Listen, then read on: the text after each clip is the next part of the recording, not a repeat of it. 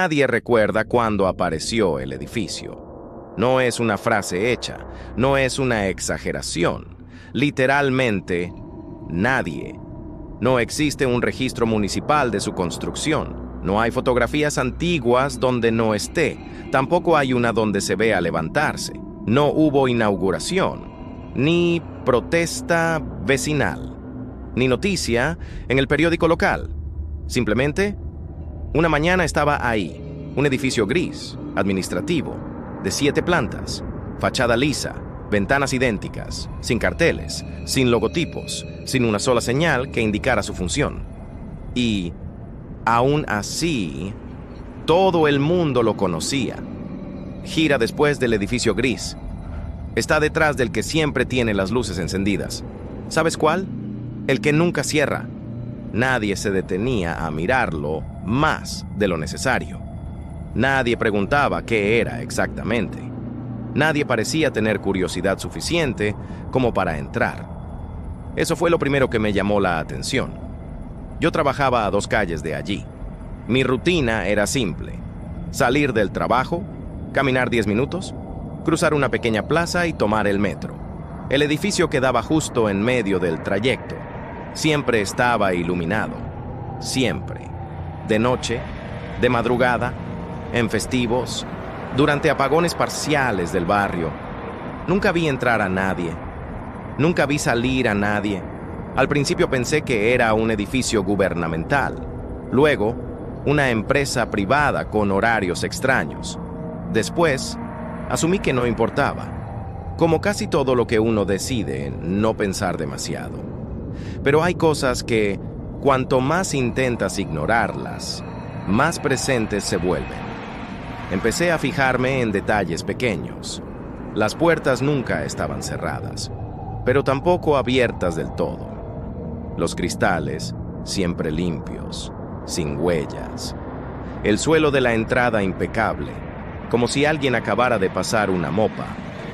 Justo antes de que yo llegara, una noche me detuve frente a la puerta.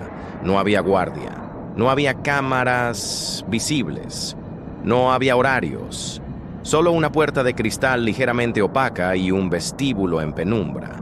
Sentí algo extraño, no miedo, no curiosidad, algo más incómodo.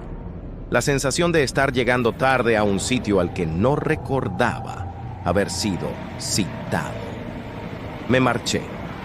Durante semanas no volví a detenerme, pero el edificio empezó a aparecer en conversaciones de formas raras. Un compañero mencionó que su primo había trabajado allí un tiempo. Cuando le pedí detalles, frunció el ceño, confundido. Ahora que lo pienso, no sé qué hacía exactamente. Una vecina dijo que había ido una vez a arreglar unos papeles. No recordaba cuáles, ni con quién habló. Solo que salió cansada, demasiado cansada. Empecé a soñar con el edificio, no con su interior, solo con estar frente a la puerta, siempre a punto de entrar, siempre despertando antes. Hasta que una tarde, sin haberlo planeado, me encontré delante de él, otra vez. La puerta se dio con facilidad, no hizo ruido. Y entonces entendí algo importante. El edificio no estaba vacío, estaba esperando. El vestíbulo estaba en silencio, no un silencio vacío, sino uno funcional, como el de una biblioteca justo antes de cerrar. El tipo de silencio que implica que el ruido volverá en cualquier momento. Las luces eran blancas, frías, perfectamente alineadas. No parpadeaban, no fallaban. El suelo brillaba con una limpieza casi ofensiva.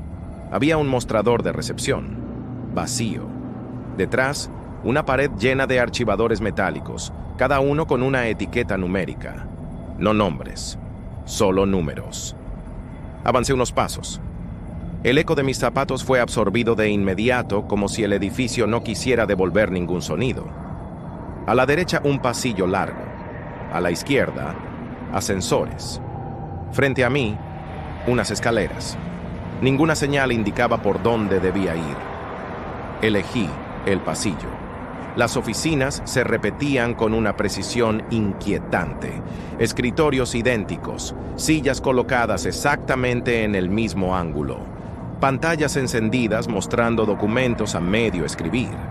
No había salvapantallas. No había teclados cubiertos de polvo. Todo estaba activo. En una mesa vi una taza de café, fría. En otra, un abrigo colgado en el respaldo de una silla.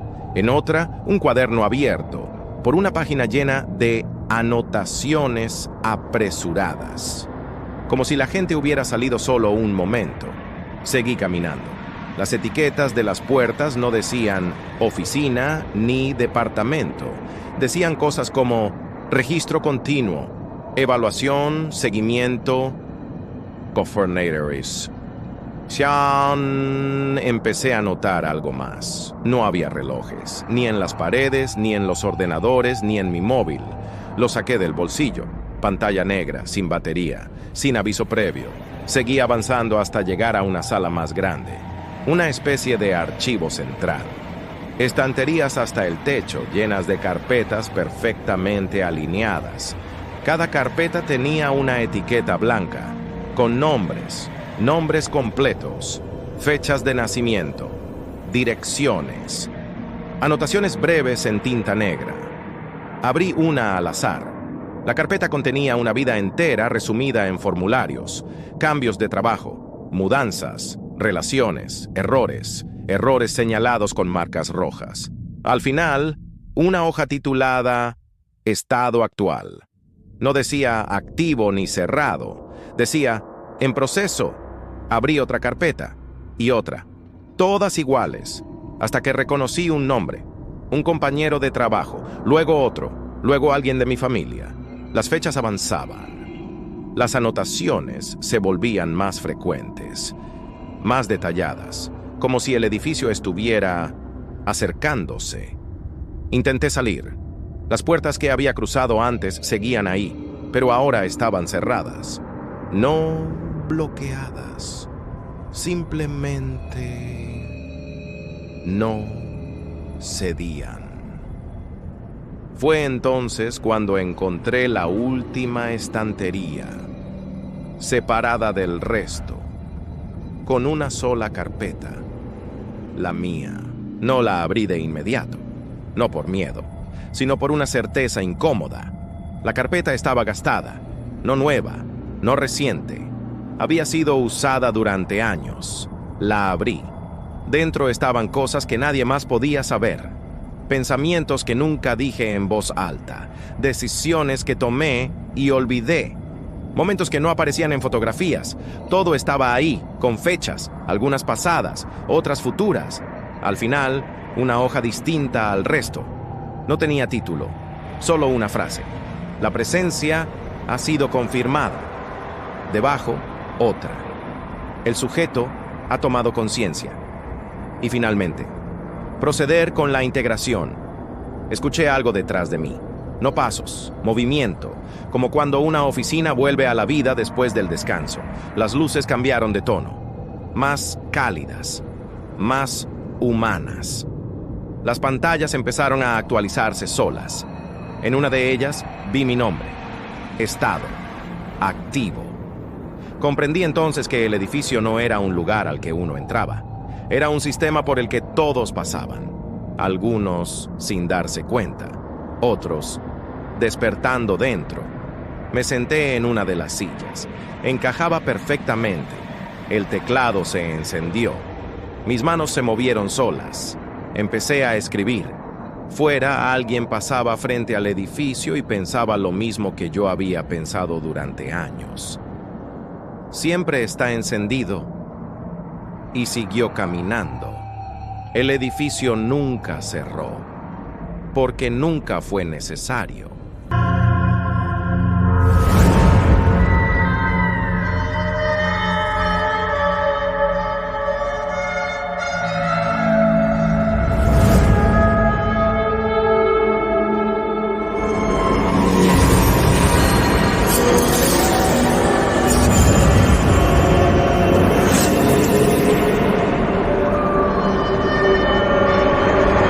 En la empresa siempre se habló del turno nocturno, no como algo misterioso, no como un secreto, simplemente como un hecho. Cuando algo aparecía terminado por la mañana y nadie recordaba haberlo hecho, alguien decía, eso lo habrá dejado el turno de noche. Y la conversación terminaba ahí. Los informes estaban completos, las bases de datos actualizadas, los errores corregidos. No había fallos, no había retrasos. El turno nocturno era eficiente. Demasiado. Yo llevaba 3 años en la empresa cuando empecé a fijarme en los detalles, en que nadie mencionaba nombres, en que nunca había coincidido con nadie de ese turno, en que los registros de entrada y salida estaban incompletos. Figuraba el turno, figuraban las horas, pero no figuraban las personas. Pensé que era un fallo administrativo, hasta que una mañana encontré un informe en mi escritorio. Estaba firmado, con mi nombre. Revisé el archivo digital. El informe había sido enviado a las 3:17 de la madrugada. Desde mi usuario, desde mi ordenador. Yo estaba en casa, dormido. No había notificaciones, no había alertas de acceso. El sistema lo aceptaba como normal. Empecé a revisar informes antiguos. Cada noche, a la misma hora, había actividad, correcciones, ajustes, mejoras, siempre desde usuarios reales, siempre sin levantar sospechas. Cuando pregunté a recursos humanos, la respuesta fue automática. El turno nocturno está correctamente asignado. ¿A quién? ¿A quién corresponde? Esa fue la frase exacta. El correo llegó un viernes. Asunto: actualización de turno. Se le ha asignado temporalmente el turno nocturno. No es necesaria confirmación. Pensé que era un error. Uno más.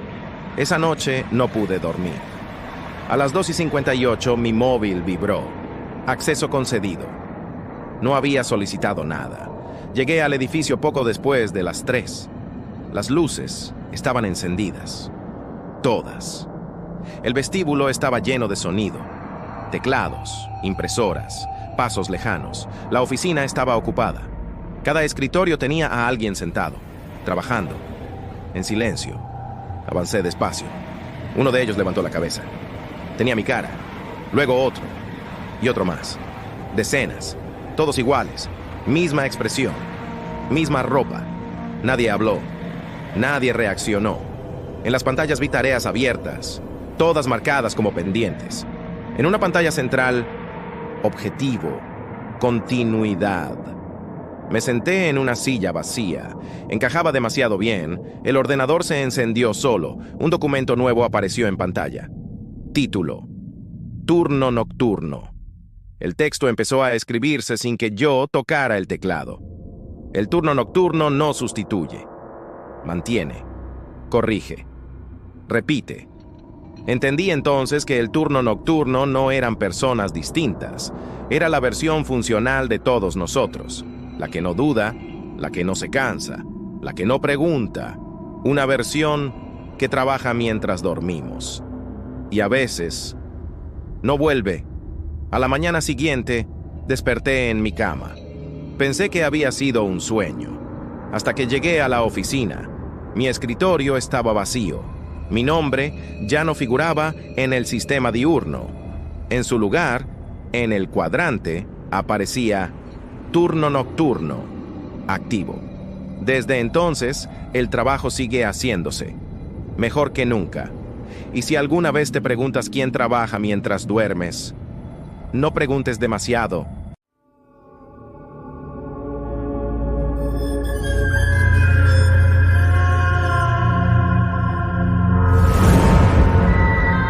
La ciudad despertó como siempre. Los semáforos cambiaban de color. El metro llegaba puntual. Las tiendas abrían a la misma hora. No había caos, no había alarma. Eso fue lo primero que me inquietó. El primer indicio fue pequeño. En la cafetería de siempre, pedí lo de siempre. El camarero asintió. Preparó el café, lo dejó en la barra y atendió al siguiente cliente. No me cobró, no me miró. Pensé que estaba distraído. En el trabajo mi tarjeta no falló. Las puertas se abrieron. El ascensor me llevó a mi planta. Pero nadie respondió cuando hablé. Las conversaciones seguían su curso, perfectamente normales, excepto por un detalle. Nunca se detenían para mí. Si me cruzaba delante de alguien, lo esquivaban sin mirarme, como si yo fuera un objeto móvil. Probé algo absurdo. Apagué la luz de una sala llena. Nadie reaccionó. Intenté llamar por teléfono. Todas las llamadas conectaban. Nadie respondía. Los mensajes se enviaban. Nunca eran leídos. Busqué mi nombre en bases de datos públicas. No aparecía. Mi historial médico. Inexistente. Mi contrato laboral. Eliminado. Mi dirección. Reasignada. La ciudad no me rechazaba. Simplemente había dejado de incluirme. Empecé a verlos al tercer día. Personas que se parecían demasiado a mí. No físicamente, sino en gestos, en rutinas, en trayectorias. Alguien ocupaba mi asiento en el metro. Alguien caminaba mi ruta al trabajo. Alguien vivía mi vida. La ciudad no improvisaba, optimizaba. Llegué al límite urbano, donde los edificios se vuelven más bajos, donde las señales se repiten, donde nadie va. El GPS dejó de mostrarme. Los carteles no indicaban nada. Crucé. Al otro lado, la ciudad seguía igual, pero no había nadie. Solo infraestructura funcionando, como si esperara a algo o a alguien. Comprendí demasiado tarde. La ciudad no necesita personas, necesita funciones. Y yo había dejado de ser funcional. Me senté en una acera. Los semáforos seguían cambiando. Para nadie. Cerré los ojos. Y por primera vez desde que todo empezó, la ciudad se detuvo. Solo un segundo. Suficiente para confirmar que me había notado. Después, volvió a funcionar. Sin mí.